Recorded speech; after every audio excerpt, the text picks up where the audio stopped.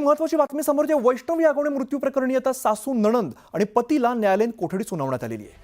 पोलिसांनी आरोपींची कोठडी न मागितल्यामुळे त्यांची न्यायालयीन कोठडीमध्ये रवानगी करण्यात आली आहे। वैष्णवी आगवणे प्रकरणातून आता नवे अपडेट समोर येताना दिसत आहेत। वैष्णवीच्या सासू नणंद आणि पतीला आता न्यायालयीन कोठडी सुनावण्यात आलेली आहे। पोलिसांनी आरोपींची कोठडी न मागितल्यामुळे या सगळ्यांची रवानगी आता न्यायालयीन कोठडीमध्ये करण्यात आलेली आहे।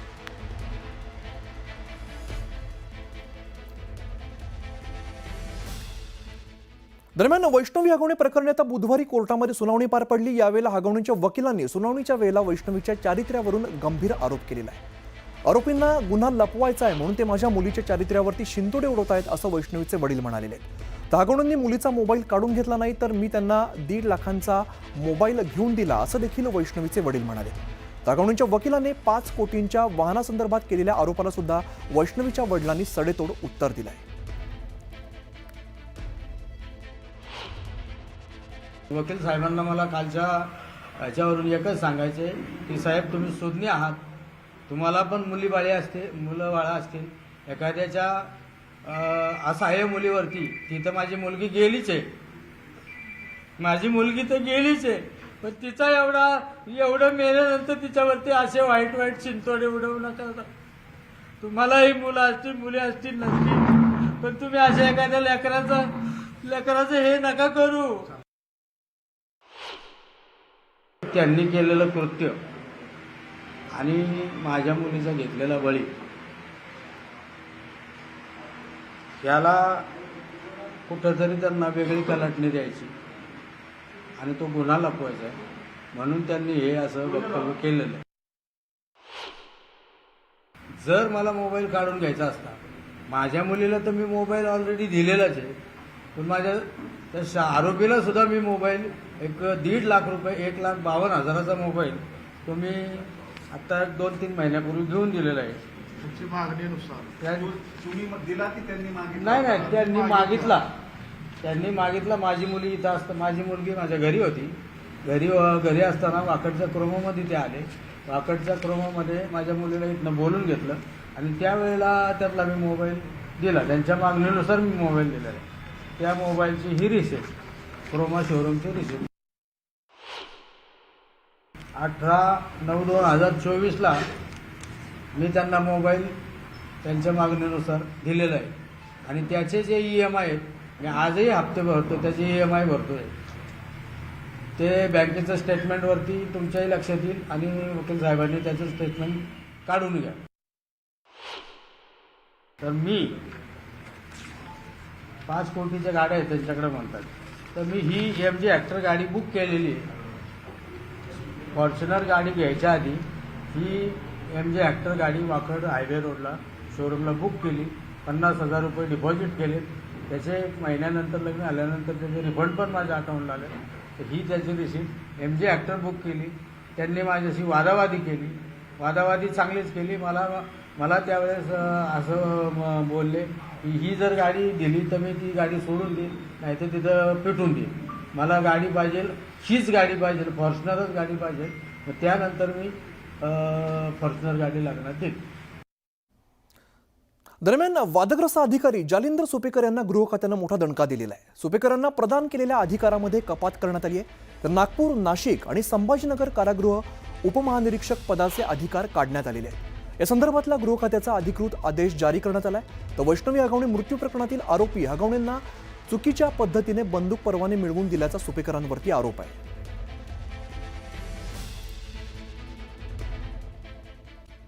मोठ्या बातमीने करूया।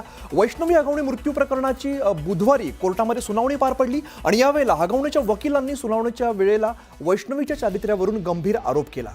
दरम्यान आरोपींना गुन्हा लपवायचा आहे म्हणून ते माझ्या मुलीच्या चारित्र्यावरती शिंतोडे उडवत आहेत असं वैष्णवीचे वडील म्हणाले। तर आगवणेंनी मुलीचा मोबाईल काढून घेतला नाही तर मी त्यांना 1.5 लाखांचा मोबाईल घेऊन दिला असं देखील वैष्णवीचे वडील म्हणाले। तर आगवणेच्या वकिलाने 5 कोटींच्या वाहनासंदर्भात केलेल्या आरोपाला सुद्धा वैष्णवीच्या वडिलांनी सडेतोड उत्तर दिलंय।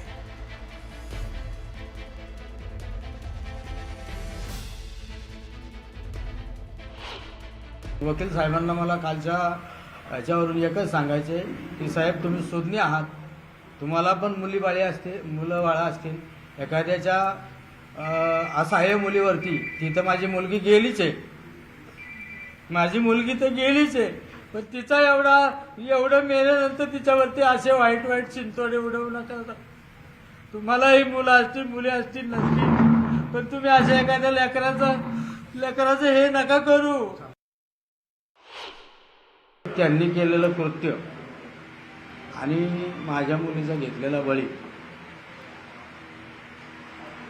याला कुठंतरी त्यांना वेगळी कलाटणी द्यायची आणि तो गुन्हा लपवायचा आहे, म्हणून त्यांनी हे असं वक्तव्य केलेलं आहे. जर मला मोबाईल काढून घ्यायचा असता, माझ्या मुलीला तर मी मोबाईल ऑलरेडी दिलेलाच आहे, पण माझ्या त्या आरोपीला सुद्धा मी मोबाईल 1.5 लाख रुपये, 1,52,000चा मोबाईल तो मी आता 2-3 महिन्यापूर्वी घेऊन दिलेला आहे. तुमची मागणीनुसार तुम्ही दिला की त्यांनी मागितलं? नाही, त्यांनी मागितला. माझी मुली इथं असतं, माझी मुलगी माझ्या घरी होती. घरी असताना वाकडच्या क्रोमामध्ये ते आले. वाकडच्या क्रोमामध्ये माझ्या मुलीला इथनं बोलून घेतलं आणि त्यावेळेला त्यातला मी मोबाईल दिला. त्यांच्या मागणीनुसार मी मोबाईल दिलेला आहे. त्या मोबाईलची ही रिसिप्ट, क्रोमा शोरूमची रिसिप्ट 18/9/2024ला मी त्यांना मोबाईल त्यांच्या मागणीनुसार दिलेला आहे आणि त्याचे जे EMI आहेत, मी आजही हप्ते भरतो, त्याचे EMI भरतो आहे. ते बँकेचं स्टेटमेंटवरती तुमच्याही लक्षात येईल आणि वकील साहेबांनी त्याचं स्टेटमेंट काढून घ्या. तर मी 5 कोटीच्या गाड्या आहेत त्यांच्याकडे म्हणतात, तर मी ही MG ॲक्टर गाडी बुक केलेली आहे. फॉर्च्युनर गाडी घ्यायच्या आधी ही MG ॲक्टर गाडी वाकड हायवे रोडला शोरूमला बुक केली. 50,000 रुपये डिपॉझिट केले. त्याचे महिन्यानंतर लग्न आल्यानंतर त्याचे रिफंड पण माझ्या अकाउंटला आले. तर ही त्याची रिसिप्ट. MG ॲक्टर बुक केली. त्यांनी माझ्याशी वादावादी केली. वादावादी चांगलीच केली. मला त्यावेळेस असं बोलले की ही जर गाडी दिली तर मी ती गाडी सोडून देईन, नाही तर तिथं पेटून देईन. मला गाडी पाहिजे, हीच गाडी पाहिजे, फॉर्च्युनरच गाडी पाहिजे. तर त्यानंतर मी फॉर्च्युनर गाडी लागणार देईन. तर वैष्णवी हगवणे मृत्यू प्रकरणी आता तिच्या सासरच्यांनी वैष्णवीचं चारित्र्य हनन करण्यास सुरुवात केलेली आहे. वैष्णवी कोणा एका व्यक्तीसोबत चॅट करत असल्याचा दावा आरोपी हगवणेच्या वकिलांनी कोर्टामध्ये केलाय. तर वैष्णवी ज्या व्यक्तीशी चॅट करत होती तिच्याशी भांडण झालं असेल आणि त्यातून वैष्णवीनं ते टोकाचं पाऊल उचललं असेल असा दावा सुद्धा आरोप हगवणेच्या वकिलांनी केलाय.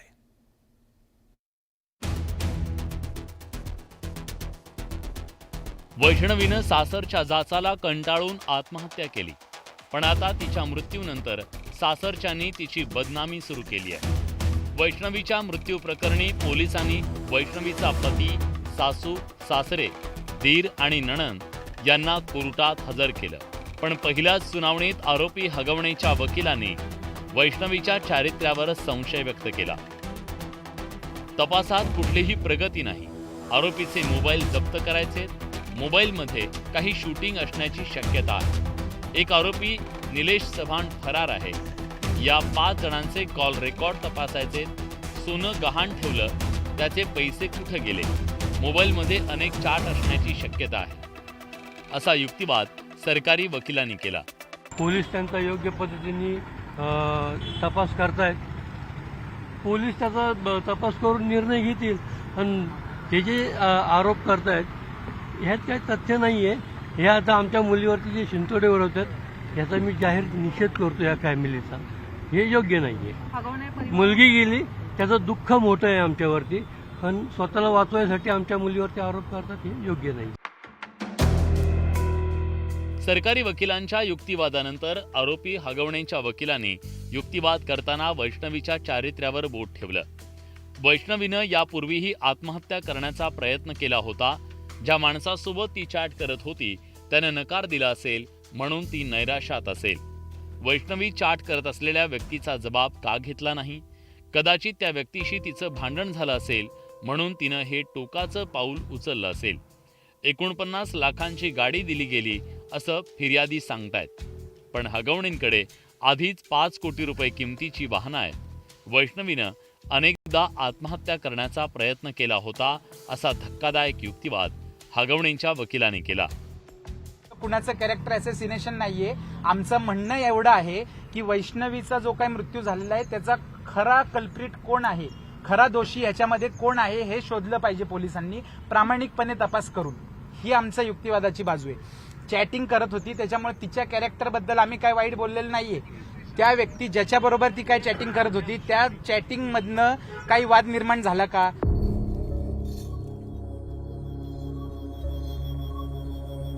वैष्णवीच्या आत्महत्येनं सगळं समाजमन हेलावून गेलंय. हगवणे कुटुंबाकडून तिचा अतोनात छळ करण्यात आला. आत्महत्येपूर्वी तिला मारहाण करण्यात आल्याचं पोस्टमॉर्टम रिपोर्टमधून उघड झालं. एकीकडे रोज हगवणे कुटुंबाच्या छळाच्या कथा समोर येत असताना आता बचावासाठी हगवणेंकडून वैष्णवीच्या चारित्र्यावर सवाल उपस्थित करण्यात आले. आरोपी हगवणेंचा पुन्हा एकदा त्यामुळे बुरखा फाटलाय. अभिजित पोते, न्यूज 18 लोकमत, पुणे.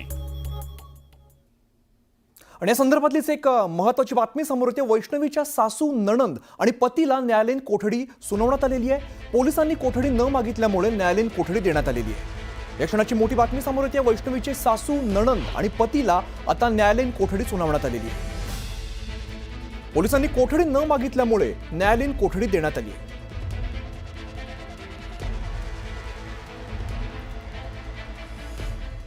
वैभवांचे प्रतिनिधी अधिकची माहिती देतात. वैभव, आपण बघतोय वैष्णवीची सासू असेल, नणंद आणि पतीला आता न्यायालयीन कोठडी सुनावण्यात आलेली आहे.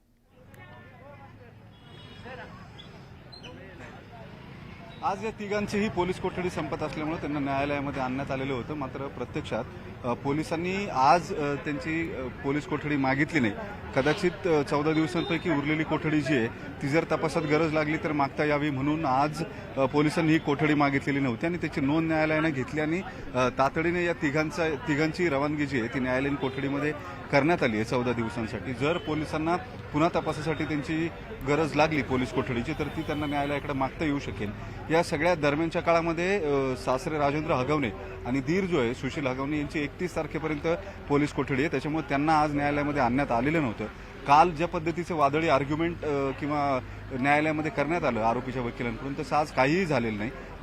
आर्ग्युमेंट मुळातच युक्तिवाद जो आहे तो दोन्ही बाजूंनी झाला नाही. पोलिसांनी थेट न्यायालयीन कोठडीमध्ये वर्ग करा असं सांगितल्यानंतर न्यायालयानं तशा स्वरूपाचे आदेश दिलेले आहेत. मात्र एक बाब त्यांनी पुनराधोरेखित केली न्यायालयानं, या आरोपींना आणायची गरज नव्हती. व्हीसीवरती म्हणजे व्हिडिओ कॉन्फरन्सिंगद्वारे सुद्धा हा आदेश जो आहे तो करता येऊ शकला असता. या सगळ्या पार्श्वभूमीवरती काल ज्या पद्धतीचा युक्तिवाद ॲडव्होकेट विपुल दुशिंग जे आरोपी हगवणेंचे वकील आहेत त्यांनी केलेला होता त्यावरून प्रचंड वादळ उठलेलं होतं. वैष्णवी हगवणे हिच्या चॅटिंगवरून तिचं कॅरेक्टर असॅसिनेशन करण्याचा, चारित्र्यहनन करण्याचा प्रयत्न जो आहे तो वकिलांकडून करण्यात आलेला होता आणि या सगळ्या परिस्थितीत जी सिंपती तिला मिळते किंवा जी सामाजिक सहानुभूती वैष्णवीच्या बाजूनी आहे, जो राग जनक्षोभ जो आहे तो वैष्णवीच्या बाजूनी आहे, तो कमी व्हावा यासाठीच्या ह्या न्यायालयीन तार्किक युक्त्या ज्या आहेत त्या वकिलांनी वापरल्या. मात्र प्रत्येक वेळेस व्यावसायिक फायदा पाहण्यासाठी अशा पद्धतीनं नैतिक अधपतन वकिलांनी कितपत करावं असा प्रश्न जो आहे तो इतर वकिलांकडून विचारला जातोय. केवळ या अशा गुन्ह्यांमध्ये व्यावसायिक फायदा मिळू शकतो म्हणून कुठल्याही प्रकारचं चित्र उभं करणं, हे जे सगळे आर्ग्युमेंट काल जो युक्तिवाद या आरोपींच्या वकिलांनी केला हे साधारणपणे ट्रायल चालण्याच्या काळातले युक्तिवाद असतात जेव्हा साक्षी पुरावे सादर करावे लागतात. मात्र प्रत्यक्षात वैष्णवीच्या या सगळ्या हुंडाबळी प्रकरणानंतर जी सहानुभूती तिला मिळालेली होती, जो जनक्षोभ उसळलेला होता हा कमी व्हावा आणि आरोपींच्या विरोधामध्ये जी चीड होती ती कमी करण्यासाठी अगदीच वैभव, त्यामुळे आता येत्या काळामध्ये सुद्धा नेमका तपास कसा होतोय पाहणं महत्त्वाचं असणार आहे. धन्यवाद या सगळ्या सविस्तर माहितीसाठी. दरम्यान हगवणे कुटुंबियांच्या वकिलांनी केलेला युक्तिवाद नैतिकतेला धरून नव्हता असं मत कायदेतज्ञांनी व्यक्त केलेलं आहे. आरोपी हगवणे यांचे वकील विपुल दुशिंग यांनी युक्तिवाद करण्यासाठी मांडलेले मुद्दे त्यांना राखून ठेवता आले असते आणि प्रकरणाची ट्रायल सुरू झाल्यानंतर वापरले असते तर अधिक योग्य झालं असतं अशी भावना व्यक्त करण्यात आलेली आहे. आरोपींच्या वकिलांनी युक्तिवाद करताना समाज भावनेचा विचार करायला हवा होता असंही कायद्याचे अभ्यासक ॲडव्होकेट गणेश गायकवाड यांनी म्हटलं.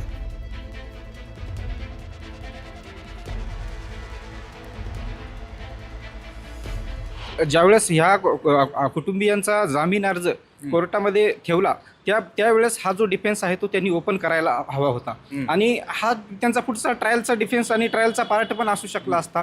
परंतु थोडी असं मला वाटतं की घाई झाली. कारण काय की बाहेर ह्या एकंदरीत ह्या संवेदनशील प्रकरणावरून बाहेर असं वातावरण समाज मनावरती परिणाम झाला असताना, वातावरण चिडलेलं असताना वकिलांनी हे सबमिशन किमान काही दिवस तरी टाळता आले असते आणि नंतर तुम्ही बेलला हा स्टँड ओपन करा. रागावणेंचे वकील विपुल दुशिंग यांनी कोर्टामध्ये केलेल्या युक्तिवादावरती अंजली दमानी यांनी संताप व्यक्त केलेला आहे. रागावणेंच्या वकिलांनी जो युक्तिवाद केला ते ऐकून खूप राग आला अशी प्रतिक्रिया त्यांनी दिलेली आहे. या विद्वान वकिलाला घरगुती हिंसाचाराचे नियम माहिती आहेत का असा सवाल सुद्धा त्यांनी उपस्थित केलेला आहे. घरगुती हिंसाचाराचं समर्थन करणाऱ्या वकिलाची सनद रद्द झाली पाहिजे अशी मागणी सुद्धा त्यांनी केलेली आहे. या संदर्भात त्यांनी पुणे बार असोसिएशनला विनंती केली आहे. काल ज्या पद्धतीने ते वैष्णवीबद्दल बोलले, इतके की काल रात्रीपासून वैष्णवीच्या वडिलांचे, काकांचे, सगळ्यांचे फोन आले. ते इतके हतबल झालेत की, आणि हेच करण्याचा त्यांचा उद्देश होता. म्हणून मी असं ठरवलं की आता यांच्या प्रत्येक प्रकरणाचा मी केस काढणार आहे.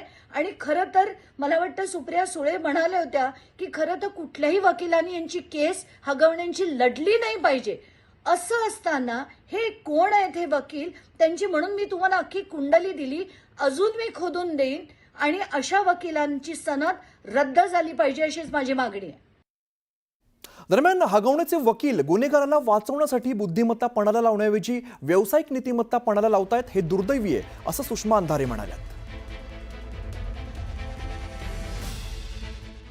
बुद्धिमत्ता पणाला लावत आहेत की नीतिमत्ता पणाला लावत आहेत, हा खरा कळीचा मुद्दा आहे.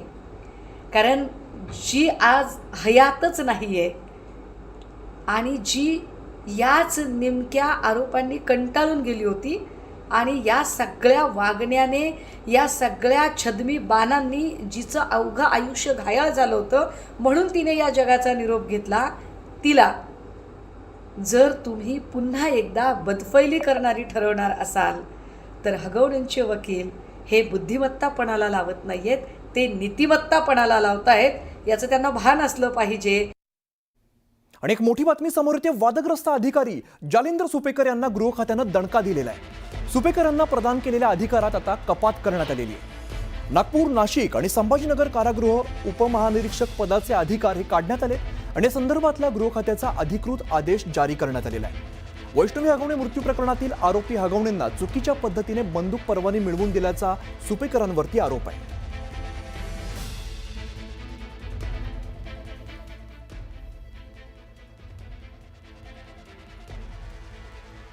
तर गृह खात्याकडून अधिकृत आदेश जो आहे तो जारी करण्यात आलेला आहे.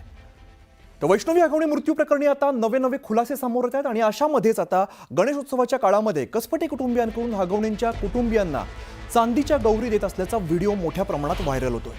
सोशल मीडियावरती हा व्हिडिओ चांगलाच व्हायरल होताना दिसतो आणि त्यामुळे आता चांदीच्या गौरी कुठल्या दबावाखाली देण्यात आल्या की कसपटे कुटुंबियांनी स्वखुशीने दिल्या, या चर्चा आता सुरू झालेल्या आहे. याशिवाय लग्नामध्ये हगवणे कुटुंबाला 51 तोळं सोनं आणि फॉर्च्युनर गाडी कसपटे कुटुंबियांनी दिलेली होती. त्यामुळे आता चांदीच्या गौरी देतानाचा व्हिडिओ समोर आल्यामुळे चर्चांना पुन्हा एकदा वेग आलाय.